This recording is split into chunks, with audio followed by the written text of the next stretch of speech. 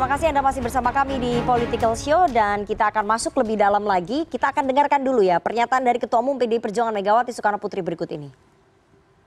Kalau Hasto itu ditangkap saya datang, ya saya nggak bohong. Kenapa?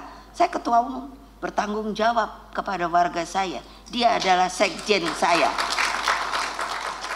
Mas Gunrom, banyak pihak yang mendesak KPK untuk segera memanggil sekjen Anda dan menahan. Ini salah satunya disampaikan oleh Masyarakat Anti Korupsi Indonesia, MAKI, Boyamin Saiman, dan kemudian ada beberapa pihak lain yang juga mengatakan itu. Nah, kemudian Bu Mega tadi menyampaikan kalau sampai Mas Hasto ini ditangkap, beliau akan datang ke KPK. Ini bagaimana? Ini serius nggak? Intinya gini, Mas Hasto itu akan taat hukum, akan mengikuti prosedur selama seperti yang sebelum-sebelumnya. Mas Hasto dipanggil pengadilan, ya.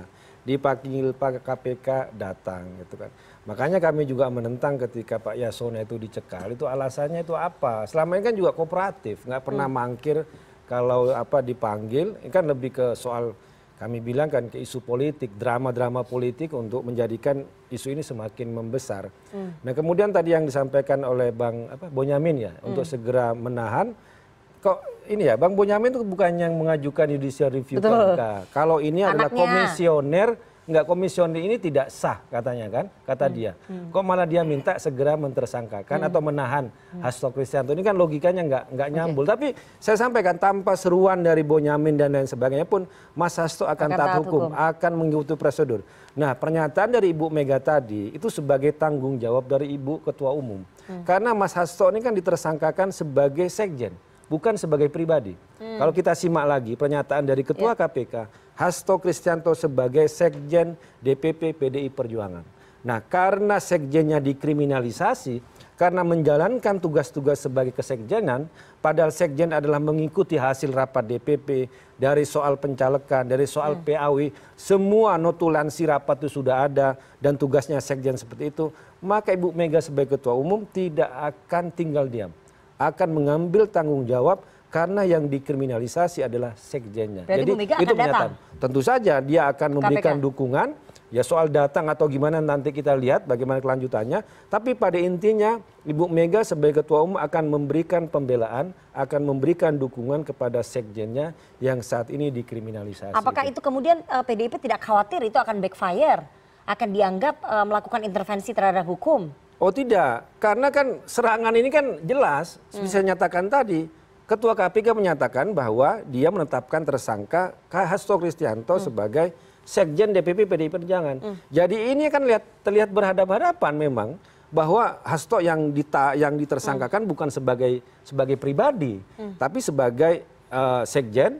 Dan karena itu kami sudah melihat, sudah memetakan dan juga mengkonfirmasi dengan semuanya. Ini kan bagian dari serangan terhadap partai, terhadap Ibu Ketua Umum, juga menjelang Kongres, ada spanduk dan sebagainya. Ini bagian dari skenario untuk mengambil alih partai. Kami melihatnya seperti itu. Dengan menggunakan istilahnya orang Jawa itu mukul pakai ngabok nyili tangan. Nah, pakai KPK. Saya mau ke Mas Adi ya. Mas Adi, dengan penetapan tersangkanya Mas Hasto, kemudian Bu Mega mengambil tanggung jawab sebagai Ketua Umum begitu ya, saya ingin tanya apakah ini akan memperlemah positioning PDI Perjuangan di peta politik, mengingat mereka juga akan kongres begitu? Ya saya kira sebenarnya tanpa Bu Mega sekalipun datang ke KPK ya, atau statement-statementnya kemudian diulang, kalau Hasto ditersangkakan dan ditangkap Bu Mega akan ke KPK, memang posisi PDIP setelah kalah Pilpres itu memang agak rumit. Saya selalu menyebutnya ini semacam pemenang tanpa mahkota. Padahal kita tahu menang pileg itu tidak gampang. Ya. Tapi dalam sistem presidensialisme, multipartai ekstrim seperti Indonesia, pemenang di Pilpres lah yang kemudian diperhitungkan. Soal itu saya harus kita akui Gerindra itu nomor 3 pilegnya. Tapi per hari ini memang ada kecenderungan semua partai politik tegak lurus, samikna, watokna, dan ingin bergabung dengan Prabowo Subianto dan Gibran. Itulah yang saya sebutkan, kalaupun toh kejadian misalnya, Mbak Mega datang ke KPK, mungkin diskusi kan sah saja, datang ke institusi-institusi hukum siapapun boleh di negara ini. Tapi kalau melihat posisi PDIP hari ini yang kalah Pilpres, ya tentu saja menurut saya, jangankan ada dugaan-dugaan intervensi, ini sudah tidak diperhitungkan kekuatan politiknya. Per hari ini misalnya sangat kelihatan sekali bahwa PDIP itu memang sangat terlihat berjalan sendirian di tempat yang sunyi. Nyaris tak ada satupun partai-partai mau berkoalisi dengan PDIP. Itu sangat kelihatan sekali, baik dari segi isu politiknya ada di DPR ataupun koalisi di di pilkada, sangat kelihatan.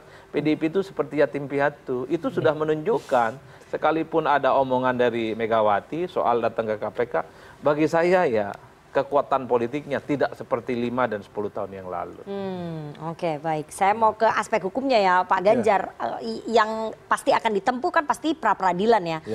Cara hukum yang pasti akan ditempuh oleh Mas Hasto dan juga tim hukumnya adalah pra-peradilan. Peluangnya bagaimana kalau menurut Mas Ganjar? Gini ya, karena sudah tadi analisis politiknya ya, dan memang kalau kita mau lihat aspek-aspek politiknya di dalam hukum memang tidak bisa dipisahkan secara utuh ya, karena bagaimanapun itu harus dipertimbangkan. Kalau bahasa saya gini, penegak hukum itu tidak boleh berpolitik tapi tidak boleh buta politik, gitu. Jadi harus paham situasi ya. Kalau bicarakan menurut saya 50-50. Kenapa 50-50? Karena PDIP sebagai penguasa itu punya riwayat keberhasilan pra-peradilan yang menjadi tonggak presiden pada kasus Pak Budi Gunawan. Iya gitu, betul, ya. 2014. Jadi saya pikir wah ini kalau menggunakan skenario seperti yang dilakukan tempo hari, bukan tidak mungkin Pak Hasto bisa menang.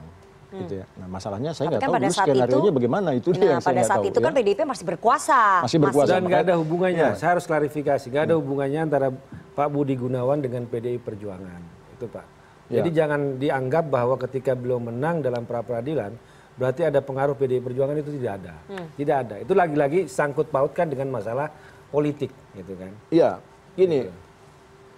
PDIP bisa bilang tidak ada ya, tapi orang menilai bahwa ada kaitan, bahwa ada hubungan tertentu gitu. Ada hubungan dekat. Hubungan kedekatan gitu ya kan. Kita juga lihat di media sosial sering beredar dulu Pak Jokowi, Bu Mega, ada Pak Budi Gunawan di situ ternyata gitu ya. Itu kan bukan sesuatu yang bisa kita hilangkan begitu saja. Saya mau sekali membenarkan yang seperti Mas Guntur Romli bilang, tidak ada hubungan gitu ya, tidak ada hubungan. Karena supaya hukum dan politik ini berjalan sendiri-sendiri aja nih, saling menguatkan, maunya kan begitu. Tapi faktanya, apa yang mencederai hukum selama ini politik. Apa yang membuat kepastian hukum luntur, kepentingan politik. Faktanya begitu. Gitu. Oke, baik. Jadi peluangnya 50-50 ya? 50-50 kalau menurut Mas Ganjar. Tapi dengan posisi politik PDI Perjuangan yang sekarang ini belum tentu. Ya, bahkan dengan posisi politik yang tadi Mas Adi bilang sudah lemah, menurut saya masih 50-50. Masih 50-50. Masih 50-50. Masih 50-50. Jadi peluang hukumnya masih cukup besar lah, bahkan dalam posisi politik yang lemah. Oke, baik. Terakhir ke Mas Ronald, Anda sebagai mantan penyidik KPK, apa mungkin saran yang bisa disampaikan ke para penyidik yang sekarang untuk menghadapi nanti gugatan pra-peradilan? Ya, kalau saya sih rasa berani aja ya melanjutkan perkara ini, karena sudah beraninya Pak Ketua KPK Pak Setio buat mengungkapkan tersangka baru ya. Jadi sudah media sudah tahu, dan bahkan juga netizen juga, para masyarakat sudah mengetahui tersangka baru ini. Ya kita tinggal menagih aja janji KPK tersebut, ingin menyelesaikan perkara Harun Masiku ini sampai seperti apa. Tadi setuju juga apakah setelah ini juga coba selesaikan cari Harun Masiku sampai dapat. Coba juga kita panggil semua yang berhubungan. Tadi udah beberapa langkah juga dilakukan seperti pencekalan Pak Yasona ya, yang dulu sebagai Kemenkumham ya. Dan saya ingin tanya ya sedikit ya, apa sih sebetulnya dugaan perannya Pak Yasona di sini sebagai pada saat itu Menteri Hukum dan HAM, ada dugaan membantu melarikan Harun lewat imigrasi? Ya kita nggak bisa kasih bocoran gitu. Bukan, kita nggak bisa menyingkapi juga ya. Memang arahnya ke situ ya? Bisa jadi seperti itu ya yang diinginkan oleh penyidik KPK saat ini ya. Jadi ada pada saat itu kan beliau menjabat sebagai Menkumham ya. Jadi mau coba digali seperti itu. Tapi tidak, kan saat ini KPK tidak mempertersangkakan Pak Yasona ya, hanya mencekal agar tidak keluar. Jadi menjaga, kita salah satu pencekalan aja tujuannya buat tidak terjadinya penghilangan barang bukti atau juga melarikan dirinya seorang yang diduga punya keterangan yang bisa meyakinkan ya. Dan bisa jadi saat ini Pak Yasona sebagai saksi kan, ya kita tahu juga mungkin itu strategi KPK atau juga strategi penyidik yang ingin ditindaklanjuti lebih dalam. Jadi kita pesan saya sih ya udah berani aja, udah terkaduhung lah kasarnya, udah terlanjur buat melanjutkan. Ini KPK kalau alat buktinya nggak kuat di pra peradilan bisa kalah loh. Bisa kalah, dan saya juga dukung tadi kalau misalnya dari Pak Guntur untuk ini salah satu kriminalisasi dan semacamnya, silakan aja melalui tempuh dengan jalur pra peradilan tersebut. Bisa juga seperti itu. Terima kasih, Pak. Akan pra peradilan kan?